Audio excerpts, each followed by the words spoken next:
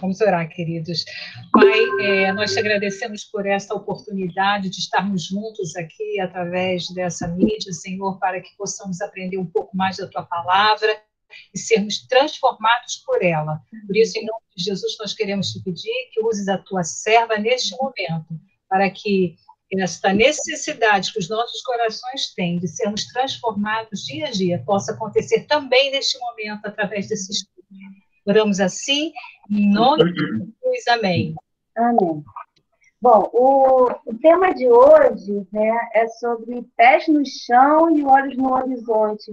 E eu peguei os livros de 1 Tessalonicenses e Ezequiel. Mas o que seria isso, né? Então, eu já começo com a pergunta: onde está a sua fé?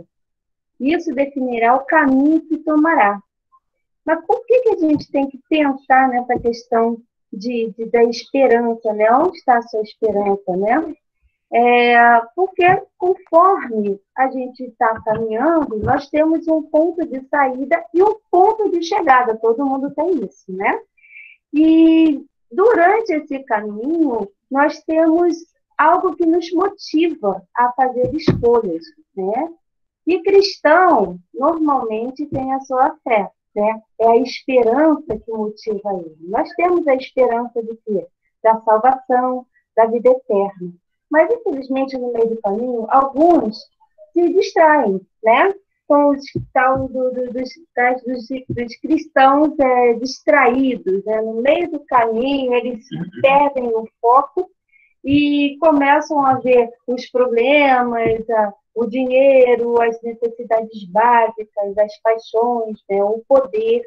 E tem amigos também no meio do caminho, tem conselhos, né, tem ambientes que frequentam, e com isso tudo vão se distanciando do foco do local onde deveria estar focado, né?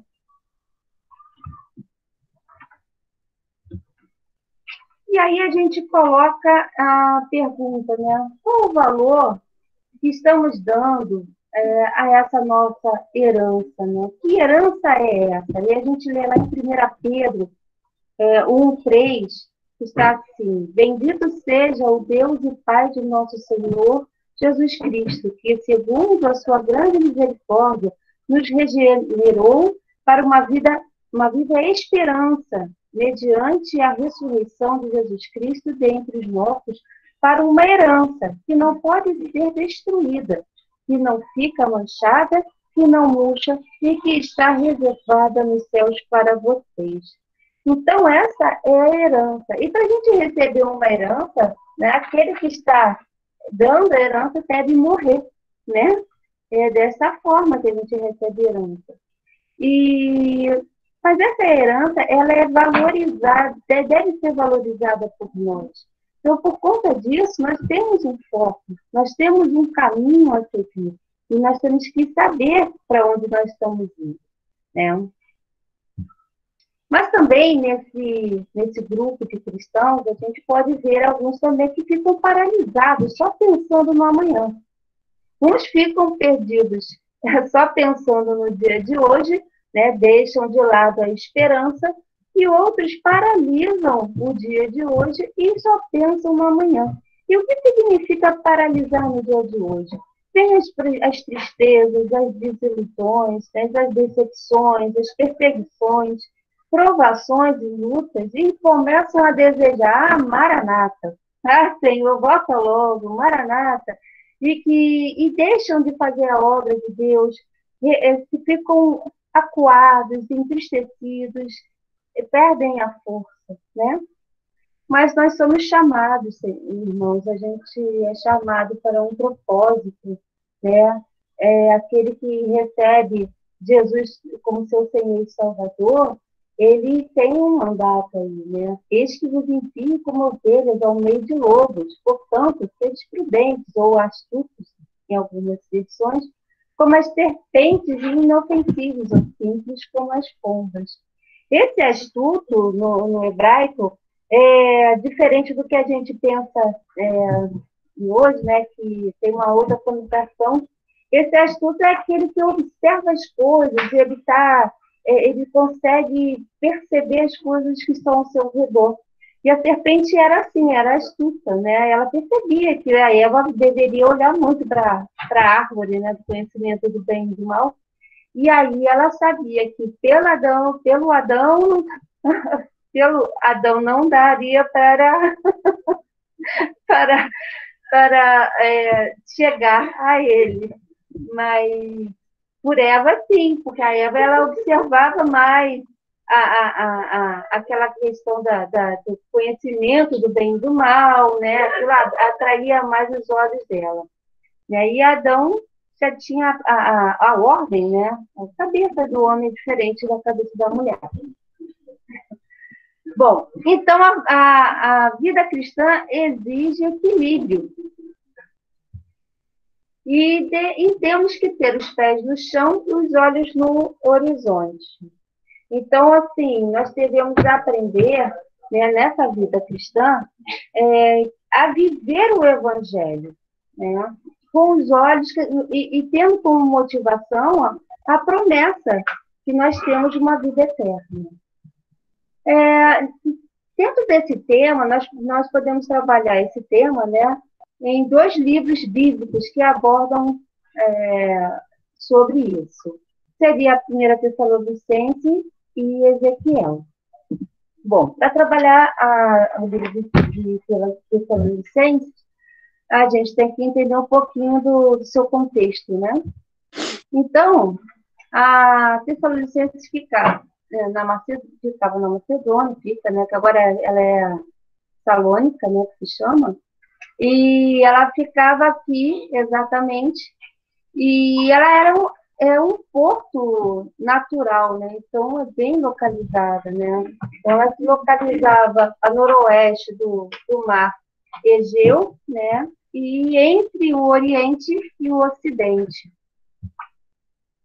E ali, próximo a ela, está ali, ó, o Monte Olimpos, né? Mostrando que era um lugar onde tinha muitas crenças pagãs, né?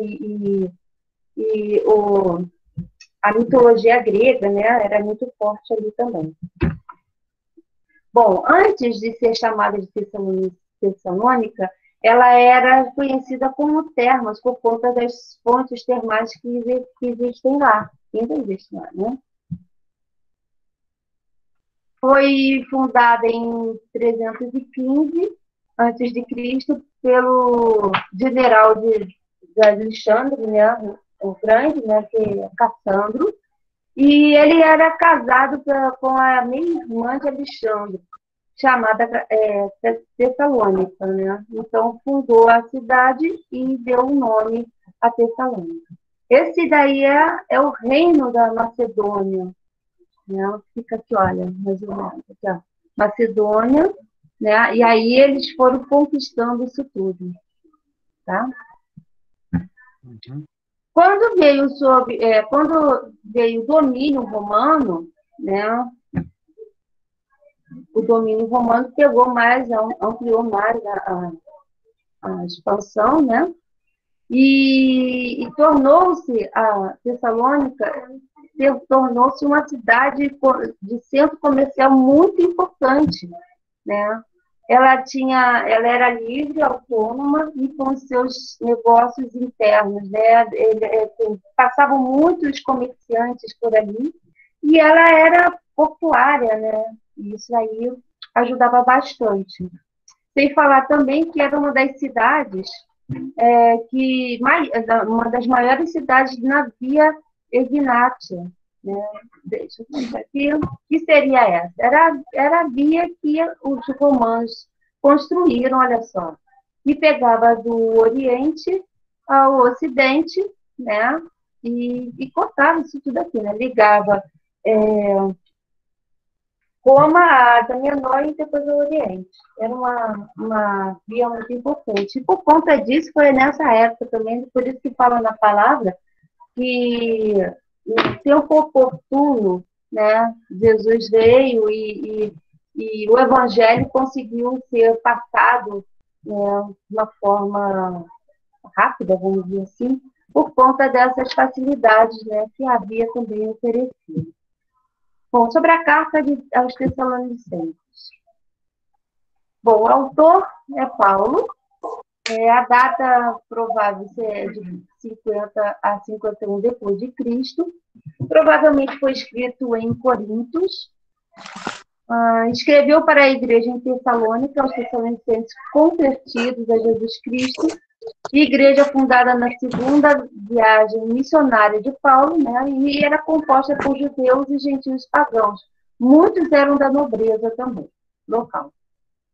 Essa daí é a segunda viagem missionária de Paulo, né, sai de Jerusalém, vem seguindo e chega aqui, em Tessalônica. Só que o que acontece? Aqui em Tessalônica, quando Paulo... depois, olha, deixa eu mostrar logo aqui. Então, Jesus. Tessalônica, Bereia, depois Atenas e Corinto, né?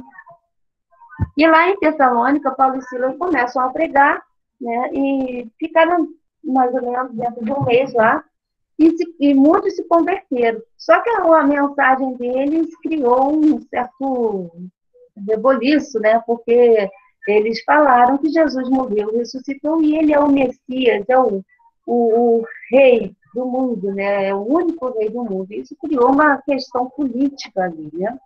Então, eles foram perseguidos e tiveram que sair fugidos lá de Tessalônica.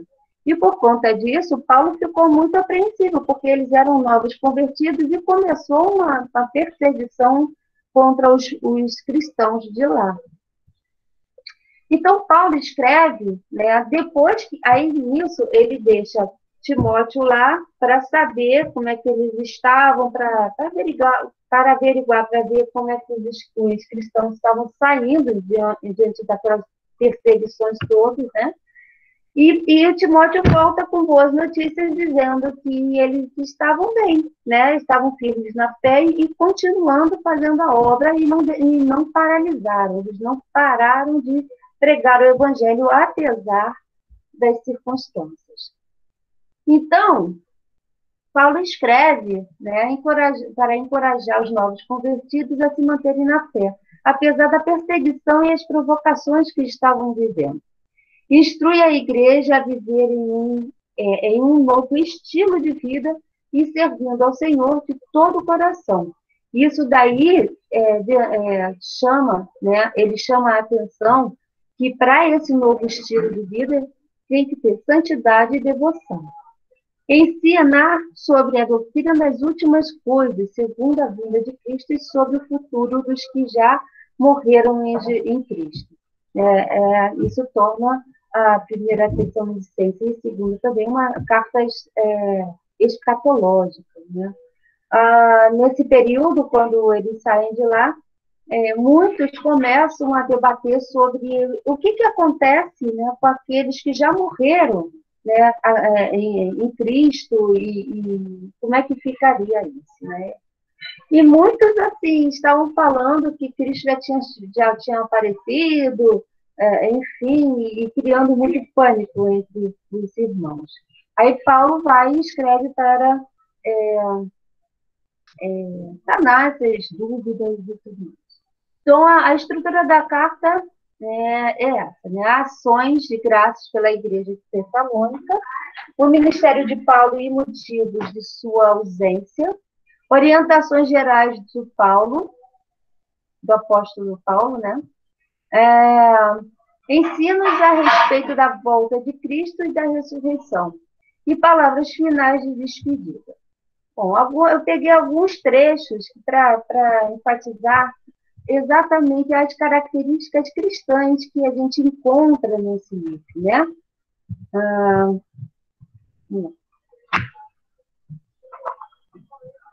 Bom, Paulo, ele celebra a fidelidade e a obra dos tessalonicenses, né? Agradece a Deus pelo amor e a perseverança deles, e isso que dá o testemunho, né? E tudo isso foi motivado pelo amor e a esperança, né?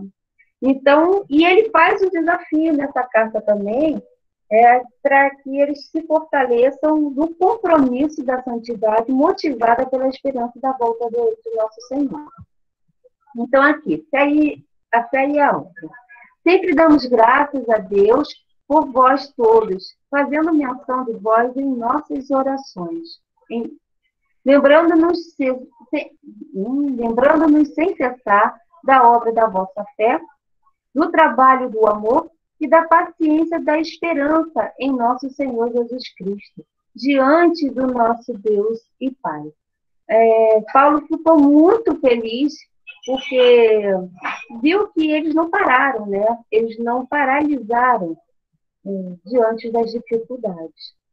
E de maneira que fostes exemplo para todos os fiéis na Macedônia e Acaia, porque por vós soou a palavra do Senhor, não somente na Macedônia e Acaia, mas também em todos os lugares a vossa fé para com Deus se espalhou, de tal maneira que já dela não temos necessidade de falar coisa alguma.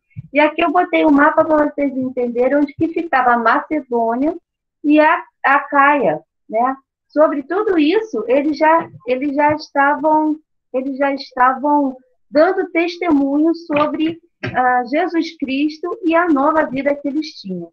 Lembrando que eles eram pagãos, né, gente? Eles tinham outro estilo de vida. E ali eles tinham que renunciar a tudo, né? Esperança.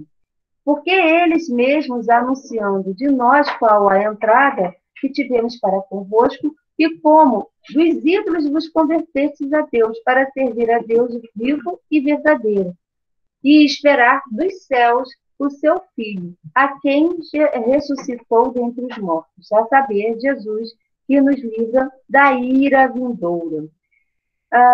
Jesus, ele nos livra da ira vindoura, isso é muito importante, porque a gente pergunta assim, Jesus nos salva de quê? Né? Aí todos, nos salva do pecado. Mas o pecado, Jesus nos salva da ira vindoura que vai cair sobre quem está em pecado. Quem comete e convive com o pecado. Né? Aquele que deliberadamente decide permanecer no pecado. A ira está sobre ele. Então, nós somos salvos dessa ira que vem do julgamento final. Eu sou salvo pela graça, mas a graça não foi de graça. Este foi o preço, foi Jesus, né? O seu sangue, porque por amor ele decidiu deixar o seu trono e vir na forma de homem, para ser o homem perfeito, e assim ser o nosso representante legal diante de Deus. Ele, da cruz, ele nos justificou, nos substituiu, e abriu o acesso, né? Nos deu acesso a Deus, acesso livre a Deus, porque Jesus na forma de homem, Deus na forma de homem, ele se entregou em nosso lugar, né? Levou as nossas culpas, morreu em nosso lugar, nós que deveríamos estar mortos, né? Mas ele morre em nosso lugar, e com isso nos justifica, ele o justo, quem o aceita como Senhor e Salvador de suas vidas, recebe ele como Senhor de suas vidas, né? Nós somos justificados pelo justo. E assim recebemos a salvação. Salvação de quê? Porque agora o pecado não tem mais domínio sobre nós. Porque agora nós recebemos o Espírito Santo para nos livrar, né? Para nos ajudar a nos orientar desse domínio do pecado que está sobre nós. Foi por meio da fé, e isso não vem de vocês, é dom de Deus, não por obra, para que ninguém se glorie. E se alguém quiser vir após mim, a si mesmo se negue, dia a dia, tome a sua cruz e me siga. Essa questão de tomar a cruz, aqui tendo a conotação também, e aqueles que não seguiam o sistema de Roma eram crucificados, né? Então, é um convite a andar na contramão do mundo, né? É um convite a não seguir o sistema que está sendo imposto às pessoas. Por quê? Porque nós somos cidadãos do céu, vivendo na terra, mas nós temos que mostrar um novo padrão, né? Por isso que nós somos chamados sal e luz. Bom, pés no chão é exatamente isso, né? É saber quem nós somos, a identidade de Cristo, uma nova identidade em nós. Aquele homem velho já foi. Então, as coisas que nos agradavam e nos enchiam os olhos não devem permanecer em nós, né? As coisas antigas já se passaram, tudo se fez novo. E, com isso, nós temos que ser perseverantes. Por quê? Porque teremos muitas guerras, né? Teremos muitas lutas. Vamos lá. Porque vós mesmos, irmãos, bem sabeis que a nossa entrada para convosco não foi vã, mas mesmo depois de termos antes padecido e sido insultados em Filipos, como sabeis, tornamos-nos ousados em nosso Deus, para vos falar o Evangelho de Deus com grande combate. Aqui Paulo está se referindo, aqui em Filipos, ele foi, quando chegaram lá em Filipos, e conforme eles iam passando, por isso que é o ir de pregar, né, que Jesus manda, né, conforme eles iam passando pelos lugares, eles iam levando a palavra de Deus. E em Filipos, Paulo vai e expulsa um demônio, né, de adivinhação de uma mulher, e com isso os donos daquela mulher não ganhavam mais dinheiro em cima disso, e denunciaram Paulo, e houve uma grande perseguição ali, eles tiveram que sair correndo de lá e foram parar lá em Tessalônica, né? E em Tessalônica ele vai e acontece a mesma coisa, né? E eles começam a ser perseguidos. Então esse é o padrão, né? O evangelho não vai ser aceito por todos, né? E com ele vem a perseguição, porque lá em Gênesis 3,15 fala sobre isso, né? Que a semente da mulher iria pisar a cabeça da serpente, né? E a semente da serpente iria morder, né? Ferir o calcanhar da semente da mulher. Isso seria o quê? Inimizade. Existiria a inimizade aí entre aqueles que carregam Jesus Cristo, né, com a serpente. Essa é a guerra, essa é a luta. Porque a vossa exortação não foi com engano, nem com imundície, nem com fraudulência, mas como foste comprado de Deus, para que o Evangelho nos fosse confiado, assim falamos, não como para agradar aos homens, mas a Deus, que aprova os nossos corações. Então, dentro desse levar o Evangelho, nós temos que ter um compromisso de fidelidade. Não querendo agradar a homens, não tem como agradar a dois senhores, né? Já dizia, Jesus já ensinava, não tem como agradar a dois senhores, né? Ou agrada a Deus, né? Ou aos homens.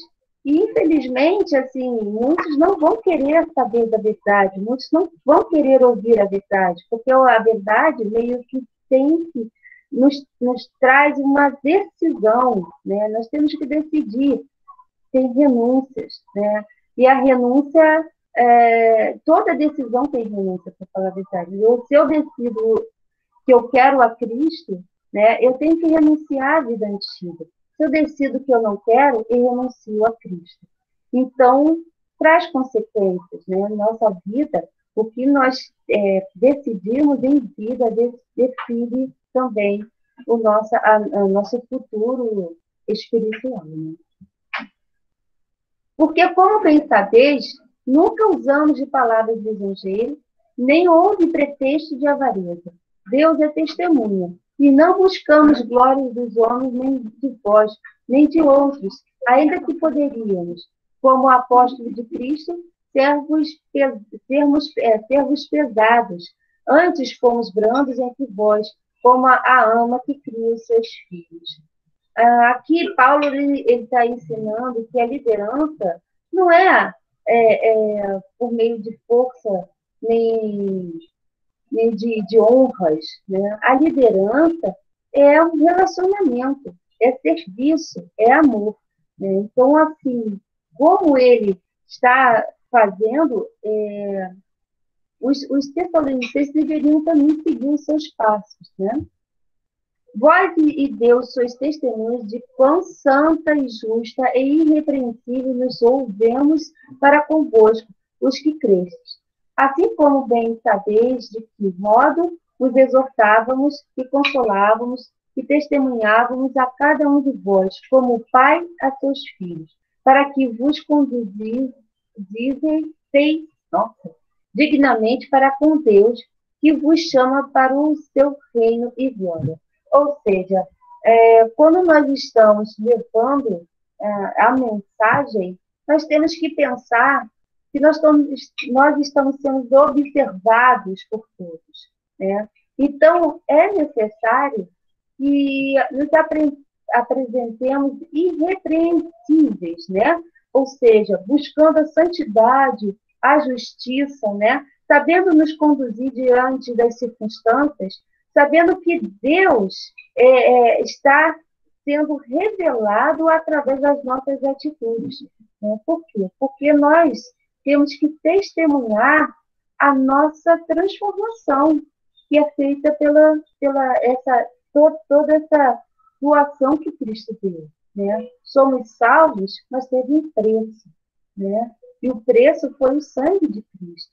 Isso é valoroso, tem que ser valorizado por nós. E por isso Paulo chega e faz o desafio à igreja de Tessalonicenses, né? E o Senhor vos aumente e faça crescer em amor uns para com os outros e para com todos, como também o fazemos para convosco, para confirmar os vossos corações, para que sejais irrepreensíveis em santidade diante do nosso Deus e Pai, na vinda de nosso Senhor Jesus Cristo, com todos os santos. Finalmente, irmãos, os rogamos do Senhor Jesus, que assim como recebestes de nós, de que maneira convém andar e agradar a Deus, assim andai, para que possais progredir cada vez mais. Porque esta é a vontade de Deus, a vossa santificação. Porque não somos chamados, porque não nos chamou Deus para a imundícia, mas para a santificação. Isso a gente vê lá no Monte Sinai.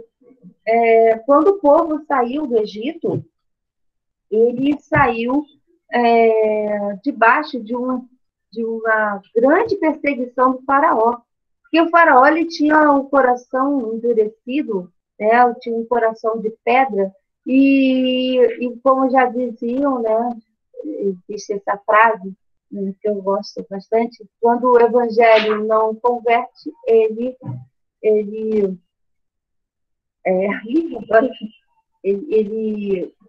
oh, meu Deus, só um instante. Deixa eu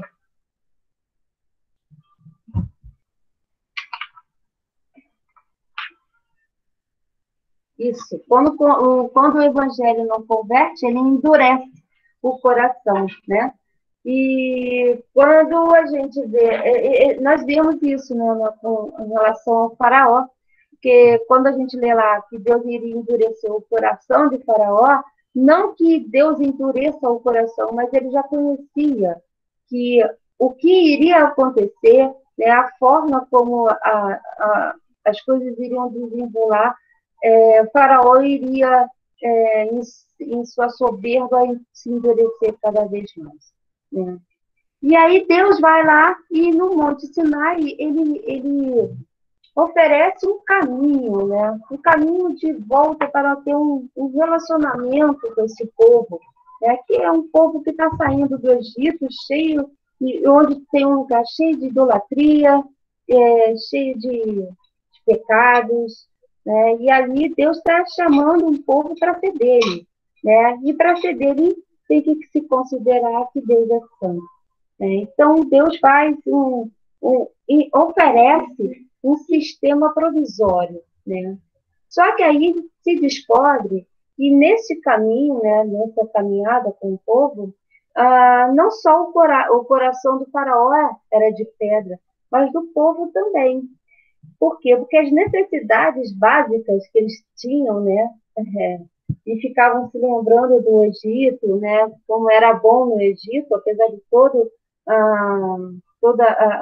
as maravilhas que Deus fez para retirá-los de lá, eles tinham saudade do Egito. Né? E aí mostra que o poder e as necessidades desse mundo podem endurecer o nosso coração. Nós devemos tomar cuidado com isso. Por isso que é tão necessária a santificação, né? É nos tirar dessa, dessa vontade de permanecer no material e nos levar para o espiritual. A conversão tira o cristão do mundo. A santificação tira o mundo do cristão. John Wesley. Bom, no deserto, revelamos o nosso maior desejo, aquilo que é precioso para nós. Qual é o seu maior tesouro? Quer descobrir? O que mais prende a sua atenção e gasta mais o seu tempo? Este é seu tesouro. E com isso, nós temos que entender que o convite para sermos povo de Deus está aí, mas existe uma responsabilidade nossa também, né? Existe um preço de andar nos passos de Jesus. Ele é santo. Isso aí nós não podemos perder de vista. Ele é santo, né? E quer fazer uma aliança conosco. Ele quer ser o nosso noivo. Ele é o nosso noivo, né? O noivo da igreja. Mas aqueles que ainda não entraram nessa aliança têm que saber que existe uma responsabilidade também. E isso nunca foi ocultado em nenhum momento. O convite foi dado, o convite foi feito, tudo já está pronto, mas quem quer entrar nessa aliança tem que entrar no compromisso real, né?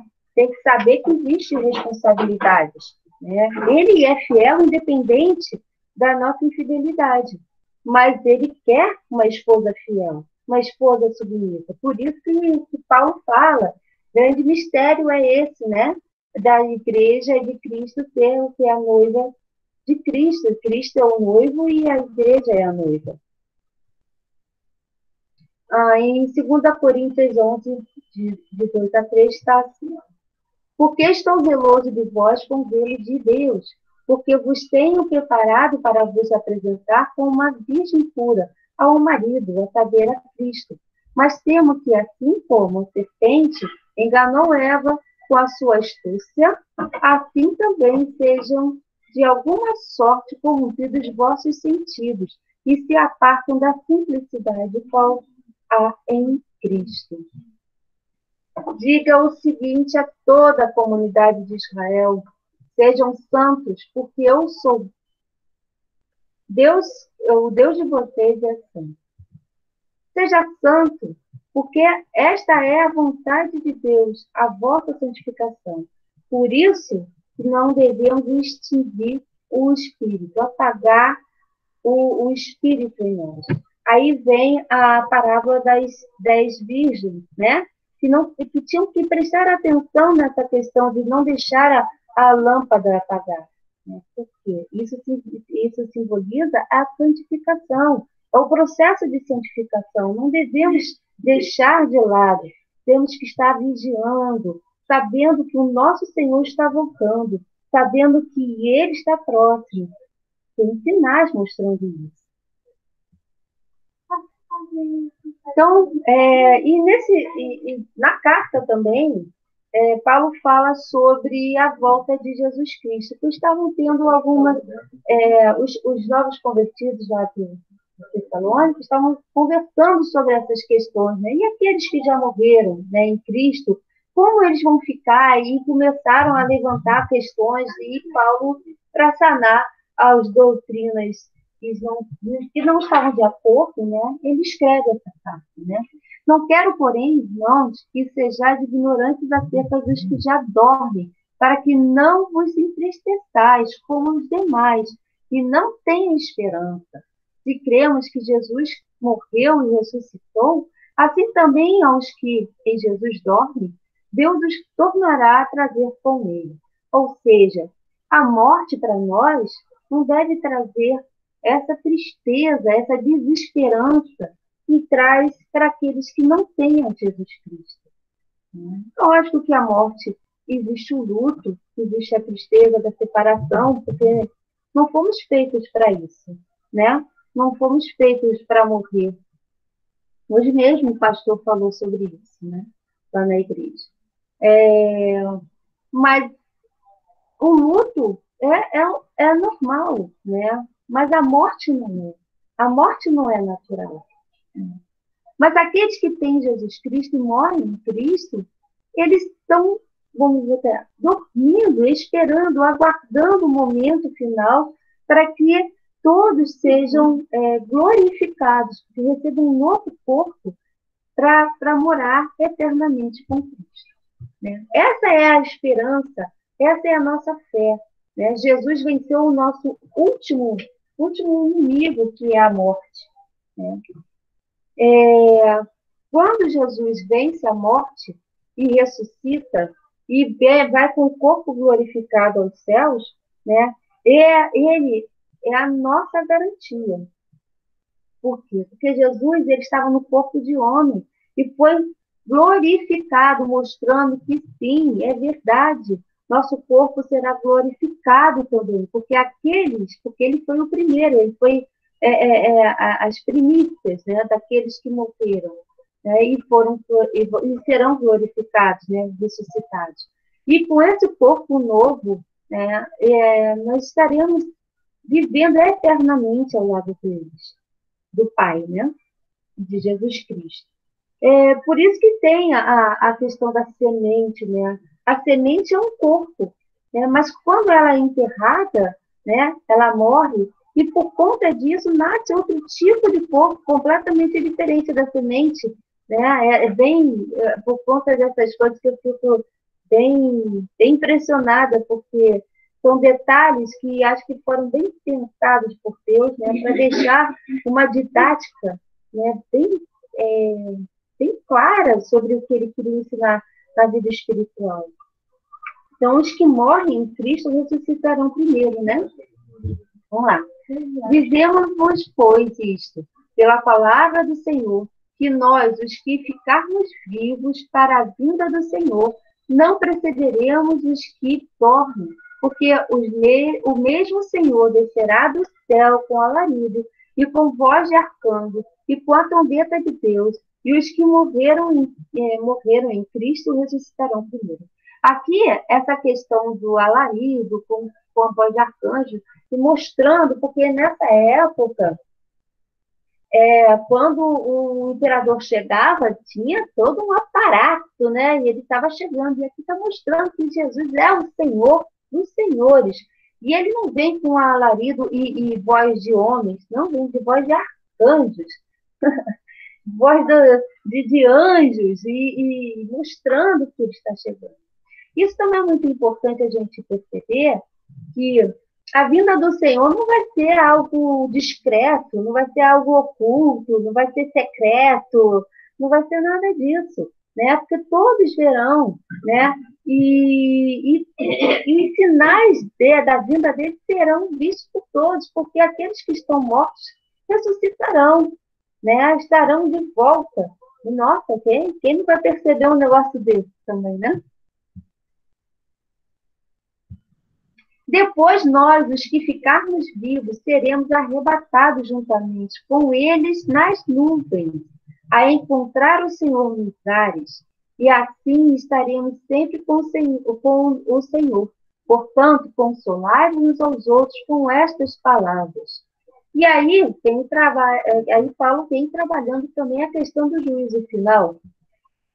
Mas, irmãos, acerca dos tempos e das estações, não necessitais de que se vos escreva, porque vós mesmo sabeis muito bem que o dia do Senhor é o juízo final, virá como ladrão da noite, pois que, quando disserem a paz e segurança, então lhes sobrevirá repentina destruição, como as dores de parto aquela que está grávida, e de modo nenhum escaparão. Mas nós, que somos do dia, sejamos sóbrios, vestindo-nos da couraça da fé e do amor, e tendo por capacete a esperança da salvação. Interessante que a coraça da fé e do amor, né, que é do coração, e a gente vê que guardar, sobre tudo que nós temos que guardar, é o quê? É o nosso coração. Então vem a coraça da fé e do amor. Né? Então nós temos que guardar no coração a fé e o amor, porque é disso que depende nossa vida. Agora, o capacete é da esperança e da salvação. Por quê? Porque deviam vir lutas na nossa vida, virão desafios, e às vezes nós vamos falar assim, nossa, estou desesperançado, né? Nossa, será que eu sou salvo? Eu fiz tanta besteira, né? A salvação não depende, Jesus fala, né? Se cair, né? Se vocês caírem, tem um advogado que vai fazer levantar, né? Ele está lá diante de Deus intercedendo por nós. E é lógico que há uma diferença entre a gente cair e desistir, né? Apostatar é diferente disso, né? Mas o capacete está aí para isso, para que a gente deixar sempre na memória, né? Que existe sim a esperança da salvação, esperança que vem o quê? No tempo futuro, essa restauração de todas as coisas, a ressurreição, né? E a nossa vida eterna ao lado de Deus. Porque Deus não nos destinou para a sua ira, mas para a aquisição da salvação por nosso Senhor Jesus Cristo, que morreu por nós para que, quer vigiemos, quer durmamos, vivamos juntamente com Ele. Aqui, quer vigiemos, é o que aqueles que estão vivos, né? Por quê? Porque tem que estar em constante vigilância. Vida cristã é constante vigilância. Quando a gente descansa, a gente cai. Infelizmente é assim, porque nós somos fadados ao pecado, né? Se o pecado não fosse atraente, não seria pecado. Então é mais ou menos assim. E aqueles que dormem, né? São aqueles que já se reuniram, né? Estão aguardando o tempo final. Mas vós, irmãos, já não estáis em trevas, para que aquele dia vos surpreenda como ladrão. Gente, é tão fantástico essa palavra, né? Porque todos vós sois filhos da luz, filhos do dia. Interessante isso, que nos remete lá para Gênesis 1, né? Filhos do dia, filhos do dia, filhos da luz, né? Que haja luz, né? E Jesus fala que ele é a luz dos homens, então é muito interessante isso. Nós não somos da noite e nem das trevas.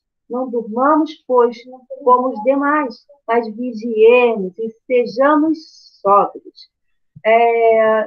Quando nós estamos sóbrios, qualquer momento pode chegar a Cristo. E ele não vai vir como um ladrão da noite. Por quê? Porque nós já estamos vigiando, nós estamos atentos aos sinais, nós sabemos o que tem por vir e estamos cuidando do nosso caminho, né? E ser sóbrio, aí Paulo deixa aí algumas dicas, né? Tende paz com todos, não pague o mal com o mal, seja agradecido, isso é tão importante, é o início de tudo. Quando a gente não tem um coração agradecido, a gente não consegue reconhecer o que Cristo fez por nós. Orar sem cessar, não apague o espírito, não despreze as profecias, examinai tudo e retenha o que é bom. Fuja da aparência do mal. Deus vos santifique em tudo. Sejam conservados irrepreensíveis para a vinda do nosso Senhor Jesus Cristo. Por isso que não será como ladrão da noite para a gente, porque nós não estamos em trevas, nós estamos em luz. Fiel é aquele que vos chama, o qual também o fará. Qual é a esperança que motiva a sua caminhada? Essa é a pergunta. Jesus disse, eu sou o caminho, a verdade e a vida. Ninguém vem ao Pai senão por mim. E aí? Já traçou a sua caminhada? Nós temos um GPS, que é a palavra de Deus. E o nosso alvo é a nossa esperança, é a vida eterna ao lado do Pai. Vida cristã é vida equilibrada. Ter os pés no chão, somos cidadãos do céu, mas nós temos que saber viver aqui na terra. Servir com amor, compromisso e fidelidade. Honrar essa aliança. Testemunhar seguindo os passos de Jesus. Evitar distrações. O adultério. Esse adultério que é relacionado a Jesus Cristo, né? Quando a gente coloca todo tipo de idolatria dentro desse relacionamento com Ele. As idolatrias que eu falo aqui não são imagens só, não. É tudo aquilo que vem à frente de Deus, isso se torna um Deus para nós, né? A noiva de Cristo, nós somos a noiva de Cristo, então nós devemos estar sempre vigiando para que, quando Ele chegar, estejamos, né, apta para ser essa noiva, né, que Ele está esperando. E como Ele espera? É pura e santa no mundo corrompido, né? É ter sal e luz. Lembra as 10 virgens. E ter os olhos no horizonte é a nossa motivação para tudo isso, né? Nós temos a promessa e a esperança da vida eterna. Perdeu o rumo e não sabe voltar? Liga o GPS. E fica firme em teus passos, com os pés no chão.